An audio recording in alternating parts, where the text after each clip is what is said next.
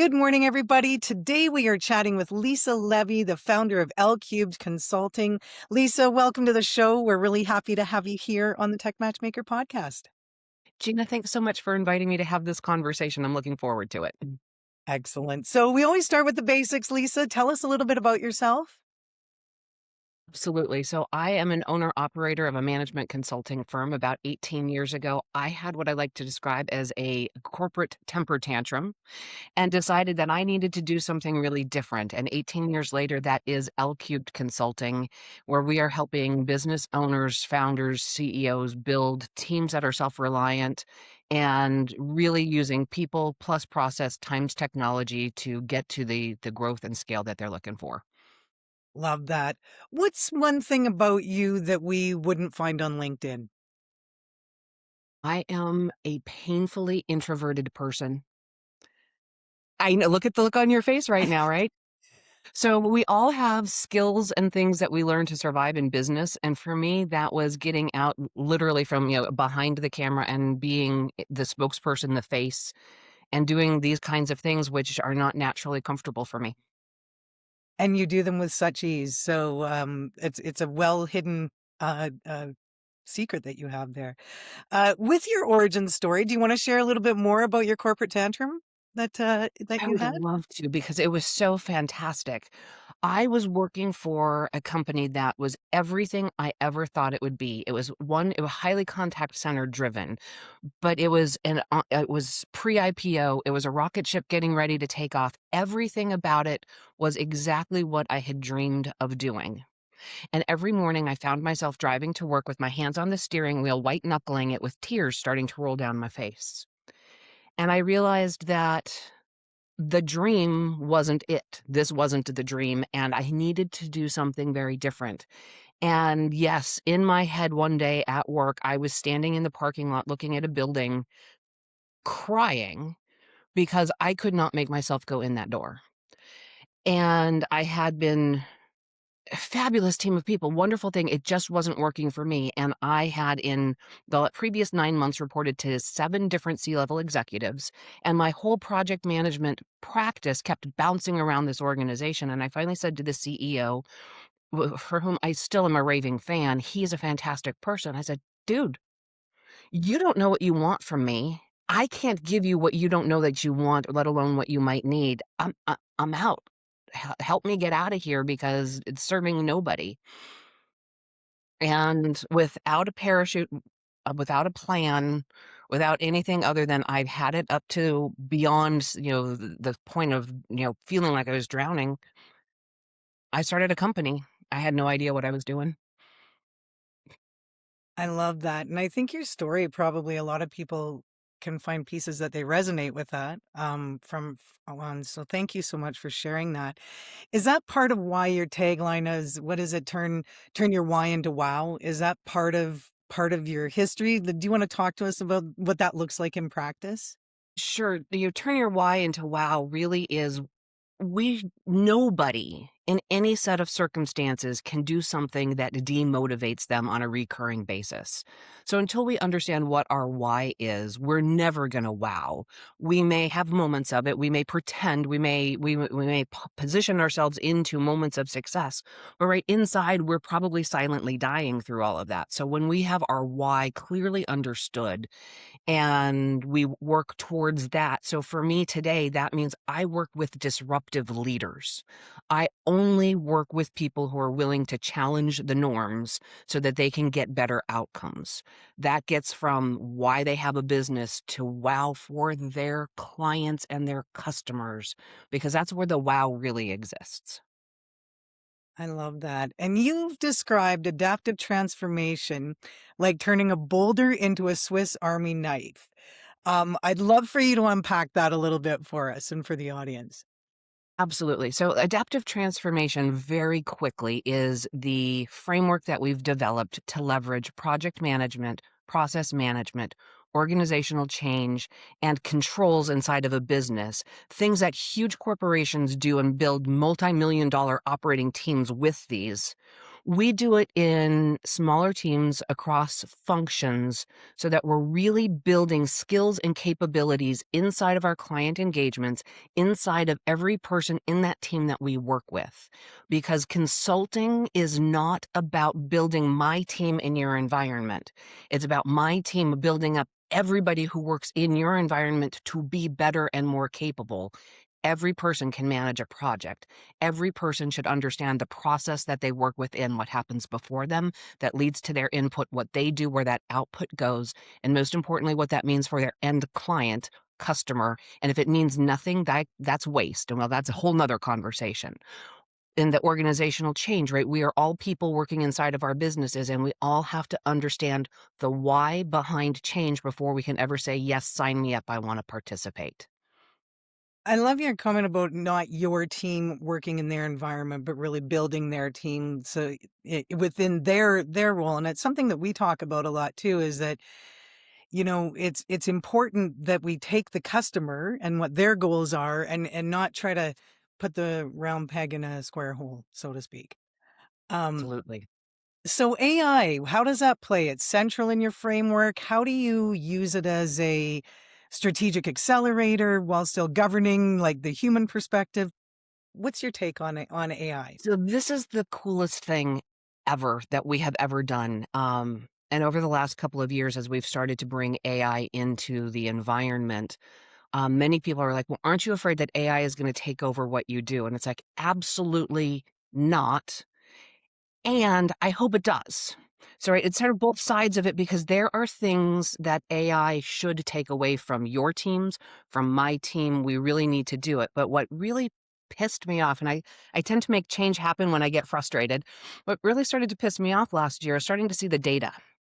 90% of companies are investing in in AI experiments, pilots, doing things, and getting zero ROI. And when you dig into the data, the reason why is they haven't aligned the AI experiment or pilot with a strategic goal or objective. But when we do that, that 5% of companies that are really getting the gains did it very strategically. And so we've taken AI around that adaptive transformation framework so that it is now the enabling agent of it. And many of our client engagements over time, things that happen, we go in, we do great things. The teams start to take ownership of the things. But what we really want to set them up for is this mindset of continuous improvement so that they're always looking for that next opportunity. And the problem with that model and people is one, it takes time, it takes effort, it takes energy, and our day job gets in the way of that. And so that starts to sort of fall away. One of the other problems with that is sometimes it's really hard to raise your hand and say, I think that there's a problem here. Whether Mm. you're feeling like you're saying, I think I'm not doing my job well enough, or you see it in somebody else's team and you don't want to feel like you're pointing fingers. Well, if we let the AI play that role, and it is constantly looking at data that about how our business operates, what we do, how we do it, it is continuously learning and it can continuously make the suggestions for opportunities for improvement. And now we've positioned ourselves to say, hey, I think there's something going on and we can make a difference. You're not pointing blame, you're pointing at data that was provided to you by the system. And it's no longer, we take away all that personal fear portion of it. And in the projects and the things that we've done over the last 2 years, our return to our clients is exponential.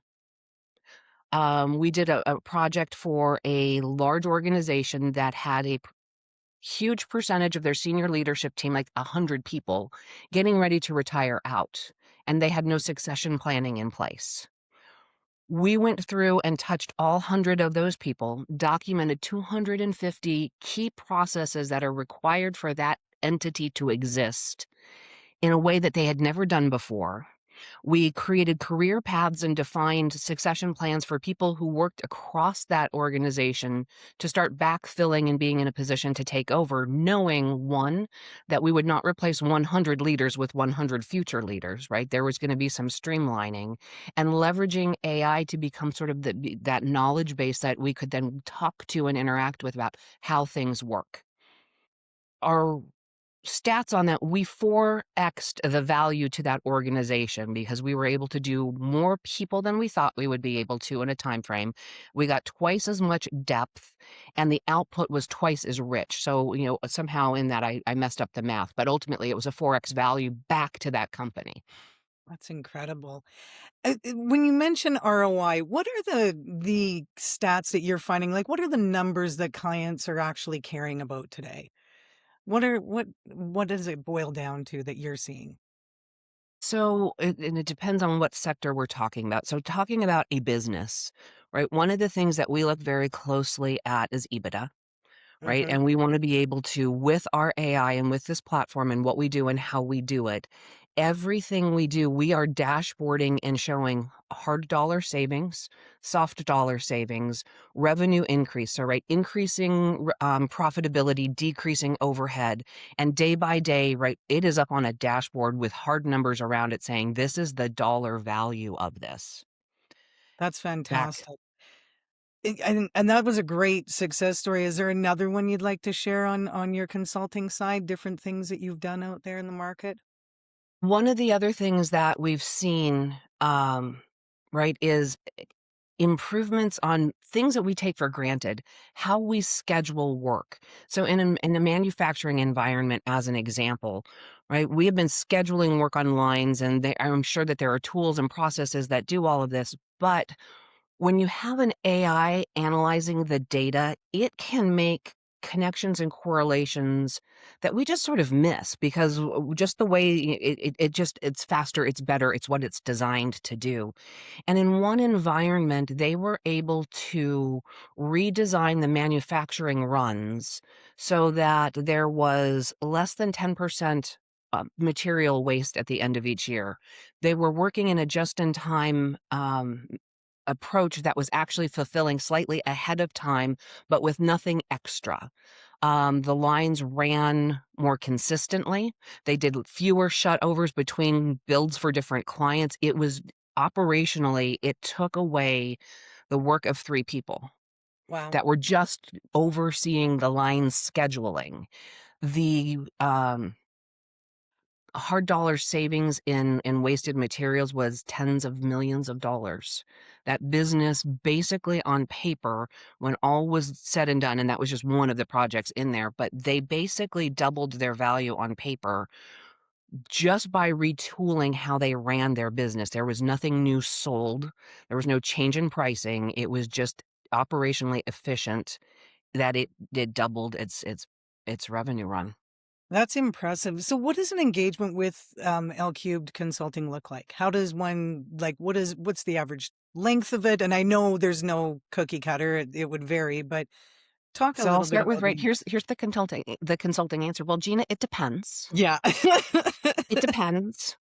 But with what we're doing with AI, with that offering, our AI value path offering, it really is a bit more predictable. So the first 3 to 4 months is the kind of labor intensive data cleaning experience. We start with a discovery workshop. We understand what the priorities are for the organization, for the team, and we pick 2 projects out of however many we come up with in a brainstorming session to start on. And it all starts with the data, getting the data cleaned and getting it ready to be useful. And with that, we're doing and using patented technology to standardize and normalize the data in a way that teams of consultants right out of college would never get to. Just saying. Get that all going, and we start to run the projects. And when I say run the projects, that might be, let's look at accounts payable. Let's look at payroll. Let's look at something, one of the processes inside of the organization. Let's look at our customer experience. Let's look at our sales process. Whatever that is, we start on 2, never more than 2 projects at a time. And in that first 30 to 90 or 90 to 120 days, we will get those 2 projects tuned, showing the results. And then we pick the next 2 and the next 2, and that whole idea of continuous improvement that I was talking about, that AI is a continuing to run it. Our engagements are not what they used to be. This can be a month to month engagement, and, neighbors, landscapers are here, folks. Sorry. Welcome to the party. Welcome. They And we know it's go real. through They know it's live. Yeah. we can then work kind of project by project, and the projects usually run about 90 days. But Excellent. what's different is the AI is doing the heavy lift, and so the overhead from my team, you're probably talking one person on a fractional basis as opposed to a consulting team on site. Which is a huge benefit for the customer from a cost perspective, I would imagine. It's a huge benefit. It's a significant financial savings, and over time, the ROI is paying for us to be there. So it Love is no longer operational overhead. love that. Is there anything, Lisa, that you would like the audience to know that I haven't asked you? Gina, we've covered all the fun stuff. But Yeah. the most important thing that I guess I want to share with any audience and everybody who's listening is whatever we're doing today might be good enough, but it's not as good as it could be. And so Mm. always ask why. Why are we doing the things we're doing? It's that continuous improvement always, right? Staying on that. So to wrap things up, Lisa, I have always been a fan of James Lipton. And so to end the podcast, we do some rapid fire. So this is funny, but what sound or noise do you love? Not the leaf blower. I love the sound of ocean waves breaking on the sand. Love it. And what sound or noise do you hate? Right now, in particular, it's the leaf blower next door. And what profession other than your own would you like to attempt? I would love to be a not a rock star. I would love to be the tour manager for a rock band. Love that. So, Lisa, if someone wants more information on working with LCubed Consulting, who should they reach out to? I am really findable on LinkedIn, Lisa L. Levy. The middle initial L is really important. You can Google that. And the product, the service we were just talking about, AIValuePath.com or LCubedConsulting.com. Wonderful. Lisa, thank you so much for joining us today. And I love the work that you're doing, and it's very innovative and very applicable to our audience. So, thank you so much for your time today. Thanks for having me.